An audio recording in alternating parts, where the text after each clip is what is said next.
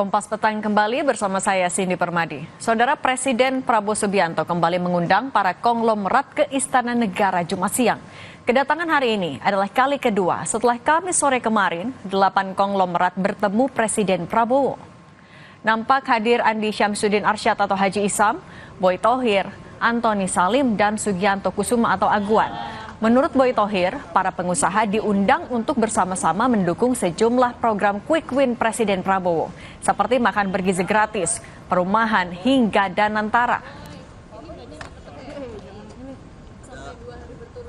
Bapak mengutarakan program-program Danantara, makan gizi gratis, perumahan, terus ya kita semua para pengusaha dan Kadin semua ya mensupport karena memang itu bagus sekali untuk Indonesia lah gitu. Jadi kenapa? Pengusaha yang kemarin bertemu presiden hari ini diundang lagi gitu ya. Kita salah satu yang diundang. Banyak kok, ada yang lain. Yang lain nggak tahu. Pak Arsyad, Pak Anin, Pak Khairul Tanjung semua. Okay. Banyak. Pak. Pertemuan undangan. Iya, undangan apa Pak? Apa itu Pak? Belum tahu. Oke. Ada tamu negara juga Pak? Ya. Ini spesifiknya ke program prioritas pemerintah juga Pak Aguan? Betul. Ada salah satunya soal PSN atau Bukan. MBG atau banyak. Danantara Pak? Banyak dibahas. Tapi dua itu termasuk yang investasi ya Pak? Oke, thank you ya Pak.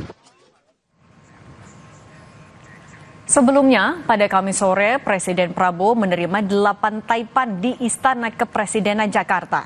Bersama 8 pengusaha besar ini, Prabowo membahas pelaksanaan makan bergizi gratis hingga BPI Danantara. 8 konglomerat yang diterima Prabowo, yakni Antoni Salim dari Salim Group, Sugianto Kusuma alias Aguan dari Agung Sedayu Group, Prajogo Pangestu dari PT Barito Pacific Tbk, Garibaldi Thohir alias Boy Thohir dari Adaro, Franky Wijaya dari Sinarmas Group, Dato Sri Tahir dari Mayapada Group, James Riyadi dari Lipo Group, serta Tommy Winata dari Arta Graha Group.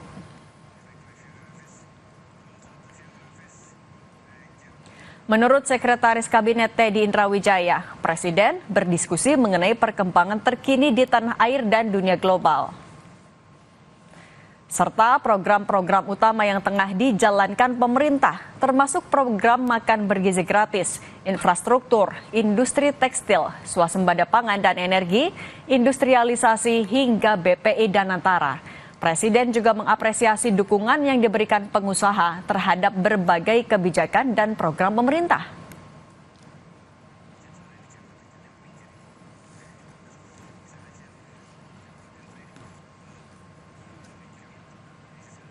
Dua hari berturut-turut Presiden Prabowo mengundang beberapa konglomerat besar ke istana. Yang menarik, para taipan ini mengaku diajak membantu program-program andalan Presiden Prabowo. Salah satunya, makan bergizi gratis. Lalu apa pesan dibalik 2 kali pemanggilan para konglomerat ini ke istana? Kita bahas bersama mantan wartawan Istana Harian Kompas, Suhartono. Lalu ada ekonom Indef, M. Rizal Taufikur Rahman, dan Ketua Pindo Sinta Kamdani. Selamat petang semuanya. Selamat petang, Mas Rizal. Terdengar suara studio? Oke, saya mau ke Mas Har dulu. Mas Har, 2 kali dipanggil ke istana. Kemarin tertutup, didampinginya sama Mensesnek dan Seskap. Sekarang dengan diundang lagi tapi terbuka. Sebenarnya topik pembahasannya sama, tapi memang ada sesuatu yang pengen dibahas lagi secara formal hari ini atau memang berbeda topik? Sebetulnya sama topiknya, hanya kemungkinan kemarin kan lebih disebut-sebutkan hanya brainstorming dengan para pengusaha. Nah, hari ini adalah follow up. Makanya diajak dari Kadin dan beberapa menteri terkait untuk menindaklanjuti apa yang sudah disampaikan oleh para taipan itu. Dan memang spesifik minta pelibatan di program prioritas? Ya, mereka memang diminta karena memang tanpa mereka sulit. Terutama di tahun depan anggaran kita sangat mepet sekali. Sehingga diperlukan partisipasi mereka untuk selain investasi kan juga mengulirkan dananya nanti dalam seperti Danantara maupun program unggulan di makan bergizi gratis. Tapi sebetulnya ini mereka bukan cuma 2 hari saja. Dari hari Senin saya mendapat cerita, Senin, Rabu, sampai Kamis Jumat ini memang Presiden fokus untuk bagaimana Danantara ini bisa berkembang, bisa merangkul para pengusaha untuk berinvestasi. Jadi itu sudah dirancang mulai dari hari Senin, khusus dengan Pak Pandu CS, lalu hari Rabu juga Menteri Investasi, dan hari Kamis adalah para pengusaha. Artinya gambaran besarnya soal Danantara sebenarnya? Salah satunya juga itu, tapi di balik itu biasa ya, kalau Presiden itu kan selain meningkatkan komunikasi dengan para dunia usaha, juga akan ya membangun diskusi strategis ya, yang mereka namakan untuk mengembangkan dan meningkatkan dunia usaha dalam partisipasinya di pemerintah. Oke, kita tanya dulu ke Mas Rizal. Mas Rizal, kalau Anda melihatnya 2 hari berturut-turut diundang ke istana, apa yang bisa Anda baca dari langkah ini yang dilakukan oleh Presiden Prabowo? Presiden kan kolaborasi antara pemerintah dan sektor swasta. Karena tahu bahwa investasi yang besar, yang serta realisasi investasi yang akseleratif menjadi kunci dalam menumbuhkan dan juga mendorong pertumbuhan ekonomi yang ditargetkan besar. Nah, tentu diskusi ini juga punya potensi ya, menghasilkan kebijakan yang lebih sinkron dengan dunia usaha, yang sehingga kebijakan yang sudah dibuat itu bisa lebih clear, lebih cepat akselerasinya, dan tentu bisa meningkatkan investasi, harapannya ya untuk lapangan kerja. Nah, tapi yang harus penting lagi adalah bahwa pertemuan semacam ini harus dilakukan tentu secara transparan gitu ya, dan juga akuntabel. Mengapa? Karena keterlibatan pengusaha yang besar ya, dalam konteks implementasi kebijakan, maka tentu harus sinkronisasi agar tidak timbul muncul konflik kepentingan yang bisa menguntungkan segelintir pihak saja misalnya. Ini penting, dan saya kira upaya ini adalah pendekatan baru kepala pemerintahan ke presiden gitu ya, bagaimana mengakselerasi dan merealisasikan kebijakan dan juga program-program strategis. Oke, Mas Rizal, audionya tidak jelas, kami coba perbaiki dulu. Sekaligus kami juga mau sapa ada Bu Sinta Kamdani, Ketua Apindo. Bu Sinta, selamat petang. Selamat petang. Bu Sinta, tapi kalau dari pengusaha, dari kacamata pengusaha, melihat Presiden secara aktif melibatkan Taipan ini di program prioritas pemerintah, Anda melihatnya bagaimana?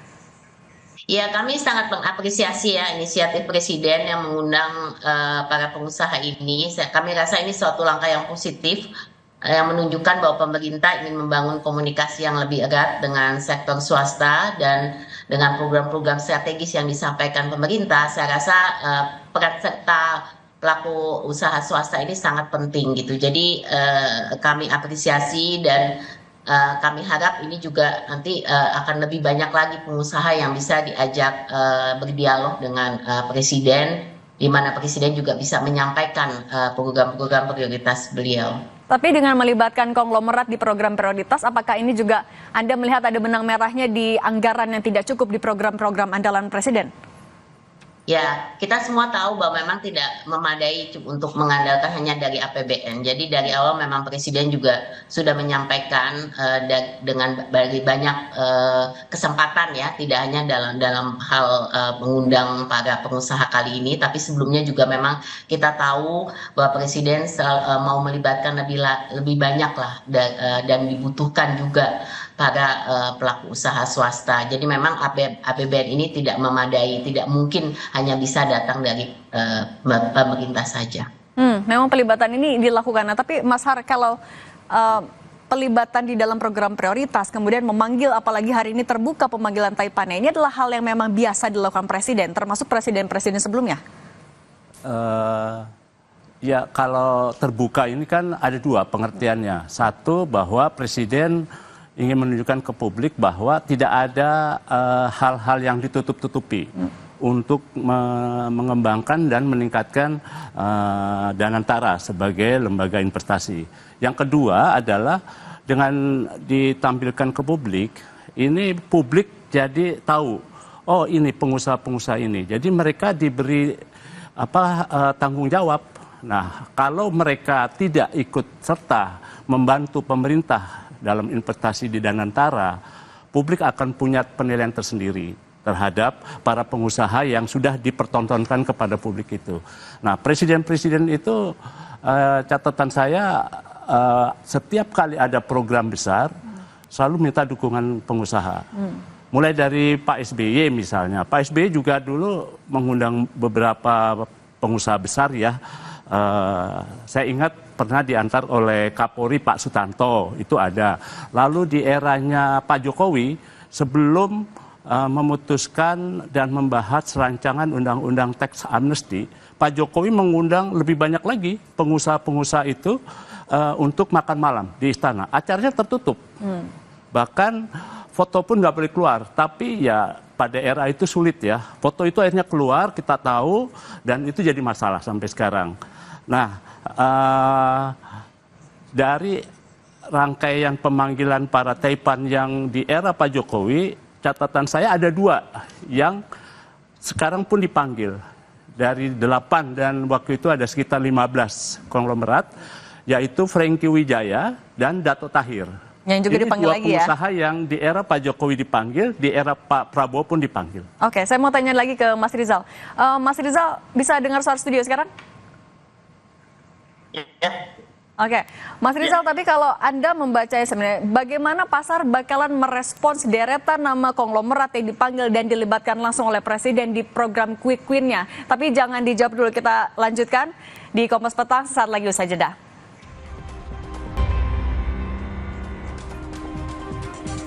Masih soal undangan Presiden Prabowo kepada konglomerat ke istana. Saya lanjutkan, Mas Rizal, tapi kalau menurut Anda sebenarnya apakah soal keterbatasan anggaran ini disampaikan belak-belakan juga ke dari Presiden kepada Taipan?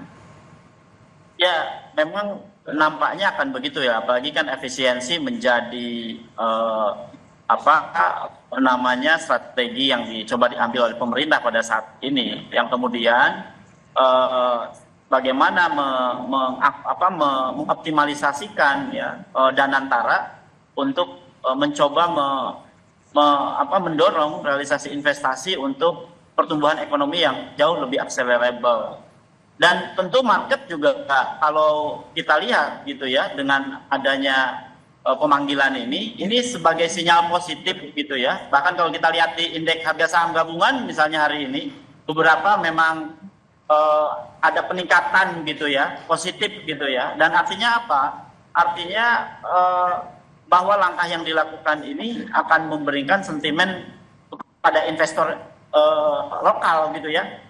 Dan ini tentu menjadi sinyal yang baik gitu. Nah, untuk itu maka saya melihat gitu ya, dan juga membaca bahwa pertemuan ini atau pemanggilan ini adalah pendekatan baru yang dilakukan oleh Pak Prabowo, bagaimana peran dari swasta untuk mendukung program-program strategis atau quick win-nya pemerintahan Prabowo yang notabene punya target yang harus dicapai dengan target yang tentu pertumbuhan juga yang tinggi, kemudian juga penyerapan tenaga kerja yang banyak gitu ya, yang tentu juga ini menjadi harapan dari pertemuan itu gitu. Dan ini jadi sinyal bahwa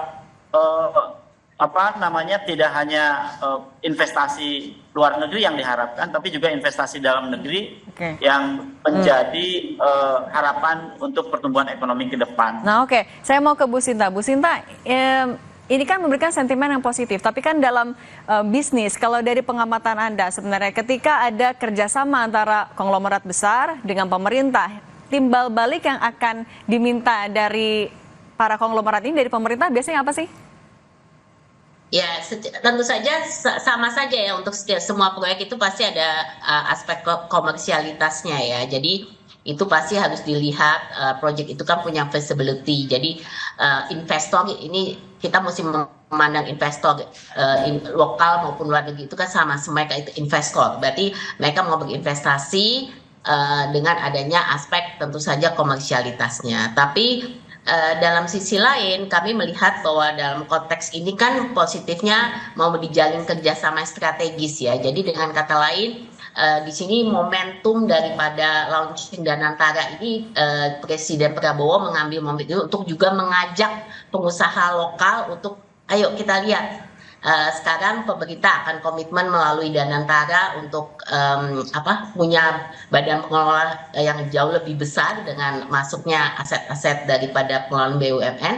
Tapi dari sisi lain yuk sekarang pelaku pengusaha nasional swasta juga ikut serta gitu ya. Jadi ini momentum sebenarnya lebih untuk meningkatkan tadi citra positifnya ya, untuk bahwa momentum ini diambil juga. Jadi ini bukan kesempatan pertama yang bahwa beliau mengajak dialog ya pengusaha. Sebenarnya ini udah juga dari awal kampanye beliau juga selalu beliau mengajak pengusaha untuk berpartisipasi. Tapi ini momentumnya mungkin karena timingnya launching Danantara, kemudian Presiden mengundang lebih kelompok-kelompok lebih kecil mungkin ya untuk kemudian menyampaikan program-program strategis beliau. Tapi ujung-ujungnya tadi adalah untuk menarik investasi, dan untuk investasi jelas ya aspeknya sebagai pengusaha melihat investasi di proyek seperti apa ya kan, bagaimana return of investment yang mereka bisa dapatkan dari investasi ini. Tapi kita juga melihat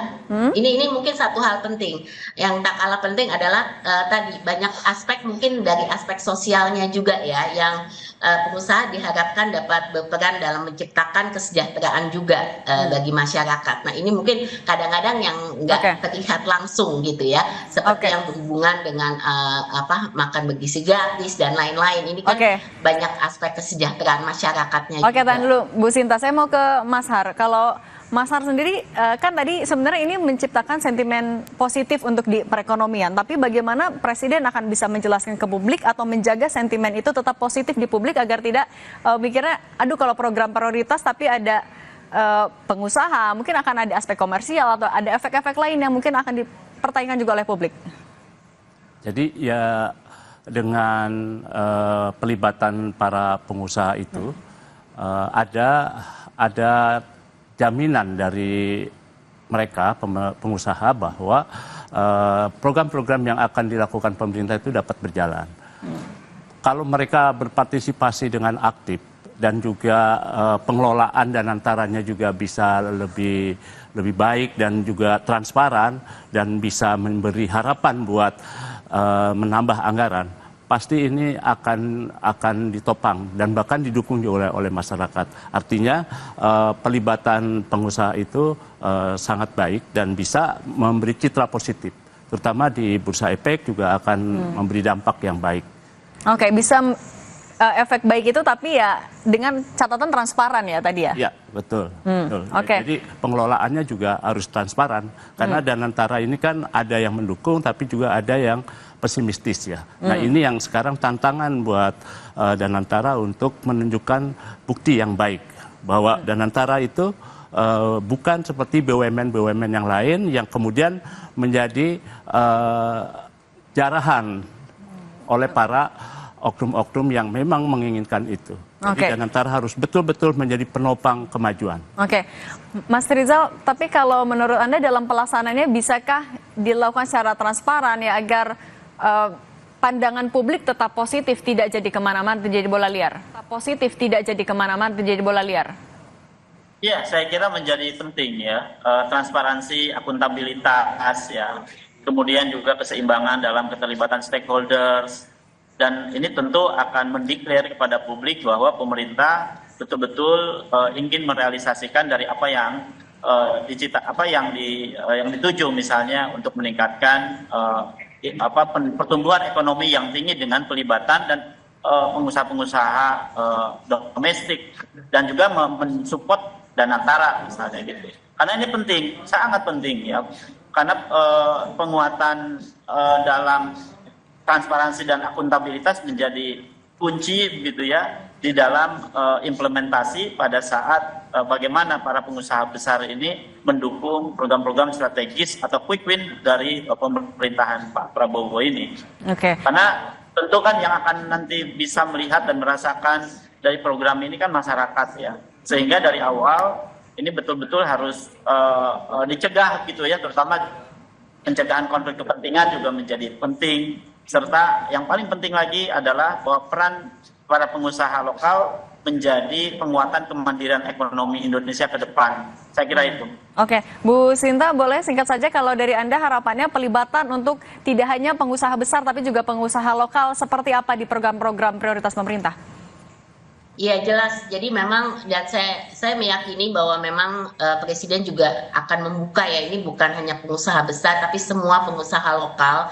Dan kalau kita lihat memang kan aspek ya ekosistem yang dibangun ya, jadi dengan kata lain jelas investor besar itu ada di pengusaha besar, tapi bukan berarti pengusaha-pengusaha lain juga menengah baik UMKM juga nantinya pasti akan bisa terlibat. Jadi kita mesti melihat bahwa dampak yang diharapkan terutama dalam momentum launching Danatara ini sekali lagi adalah untuk bisa menjaring lebih banyak investasi gitu.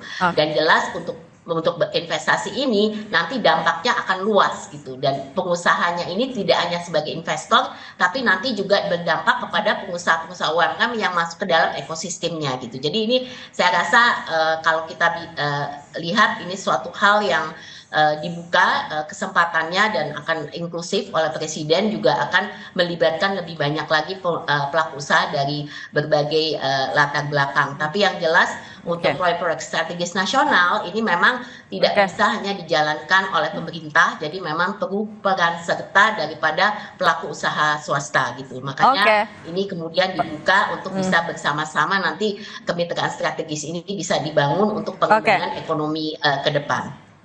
Oke, baik. Mas Ar, untuk ini terakhir, boleh singkat saja juga, artinya apa yang juga harus dilakukan oleh Presiden Prabowo Subianto ke depannya untuk menjaga, ya satu, program prioritasnya tetap jalan, mitra dengan pengusaha juga tetap baik? Dua, seperti tadi sudah disinggung, adalah satu, transparansi, dan satu, akuntabilitas. Rakyat hanya menilai itu saja. Program MBG misalnya, makan bergizi gratis, memang di awal agak terengah-engah ya.